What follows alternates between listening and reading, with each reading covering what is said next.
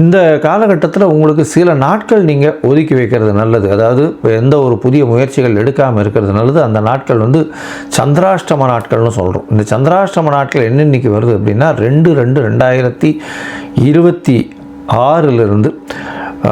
5/2/2026 வரலும் உண்டான நாட்கள் வந்து சந்திராஷ்டம நாட்கள். இந்த நாட்களில் புதிய முயற்சி வேண்டாம், வெளியூர் வெளிமாநில பிரயாணம் வேண்டாம், பொறுமையாக இருக்கிறது நல்லது. சந்திரனுக்கு உண்டான எளிய பரிகாரம் அப்படின்னு சொல்லக்கூடியது அருகில் இருக்கக்கூடிய கோவில்கள்லையோ இல்லைன்னா அருகில் இருக்கக்கூடிய இவர்களுக்கு துளசி செடி வாங்கி தானமாக கொடுங்க. அது வந்து சந்திரனுக்கு உண்டான எளிய பரிகாரமாக சொல்லக்கூடியது.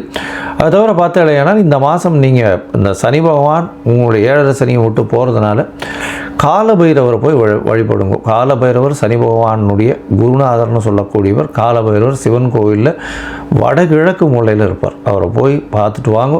ஒரு 2 தரம் வந்து இந்த காலபைரவரை போய் சேவிச்சுட்டு வாங்க. அதுவும் வந்து தேய்பிறை அஷ்டமியில் சேவிக்கிறது ரொம்பவுமே விசேஷம்.